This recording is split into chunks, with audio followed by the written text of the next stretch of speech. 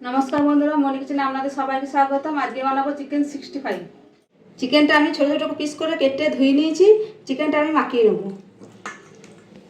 দিয়ে দেবো লেবুর রস,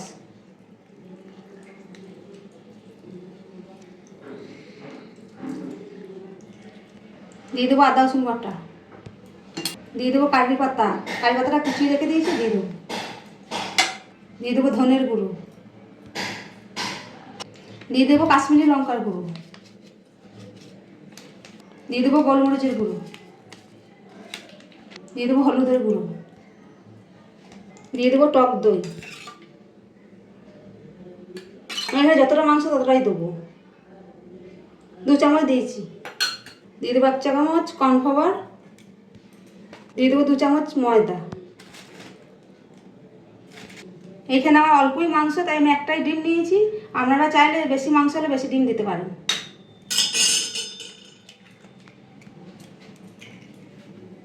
ভালো করে মাখিয়ে নেব।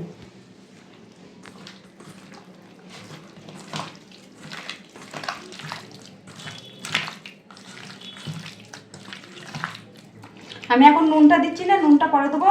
এখন যদি নুনটা দিয়ে মাখিয়ে রেখে দিই না, তাহলে মাংসটা জল কেটে যাবে। মাখানো হয়ে গেছে, আধ ঘন্টা আমি ঢাকা দিয়ে রেখে দেবো। আধ ঘন্টা হয়ে গেছে, ঢাকাটা খুলে নেব। এবারে আমি মাংসের মধ্যে দিয়ে দেবো নুন, দিয়ে দেবো অল্প গরম মশলা করে মাখিয়ে নেব।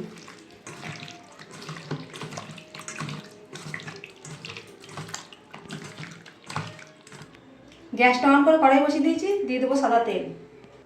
মাংসটা ভাজার জন্য দিয়ে দেবো সাদা তেল। তেল গরম হয়ে গেছে, চিকেনগুলো আমি একটা একটা করে ভেজে নেব।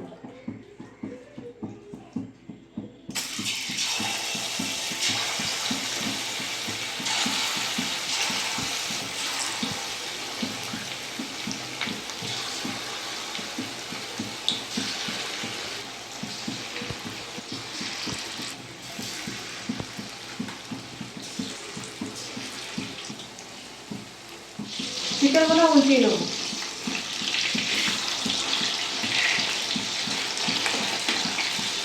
উল্টিয়ে নিই, ভালো করে আমি 10 মিনিট ধরে লাল লাল করে ভেজে নেব। ভালো করে ভাজলে ভালো লাগবে দেখতে।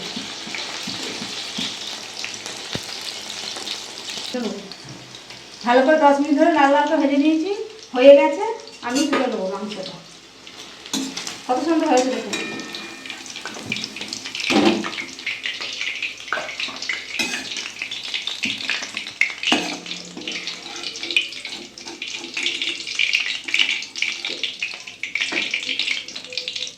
বাকি চিকেনগুলো ভাজা হয়ে গেছে, তুলে নেব।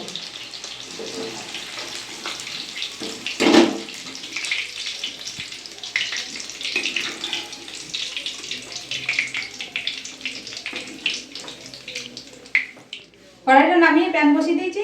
এই ভাজা তেল দিয়ে দেবো অল্প।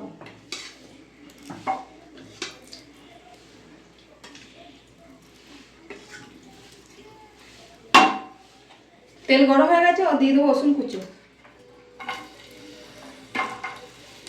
আদা কুচো, কারি পাতা,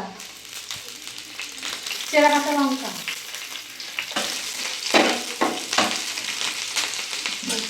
বাটির মধ্যে একটা সসের পেস্ট বানিয়ে নেবো। দিয়ে দেবো 2 চামচ টক দই, দিয়ে দেবো রেড চিলি সস, দিয়ে দেবো সয়া সস, দিয়ে দেবো টমেটো সস, দিয়ে দেবো গোলমরিচ গুঁড়ো। ভালো করে একটু ফেটে নেবো।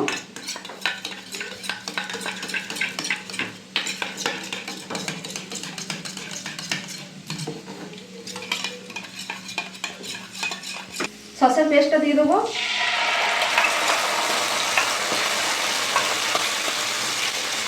ভালো করে নাড়িয়ে নেবো।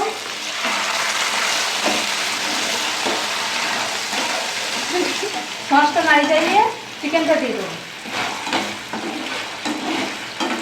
চিকেনটা দিয়ে দেবো।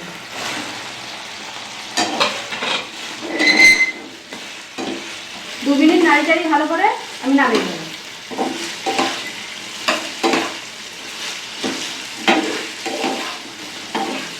ভালো করে নাড়ি চাড়িয়ে নেবো যেন সসটা চিকেনের গায়ে ঢোকে।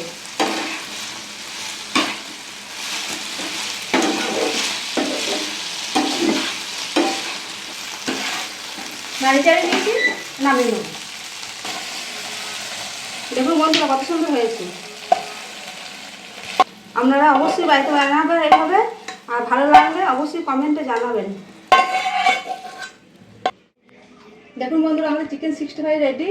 আপনাদের ভিডিওটা ভালো লাগলে অবশ্যই লাইক, কমেন্ট, শেয়ার, সাবস্ক্রাইব করে দেবেন। দেখা হচ্ছে নতুন আবার একটা ভিডিও।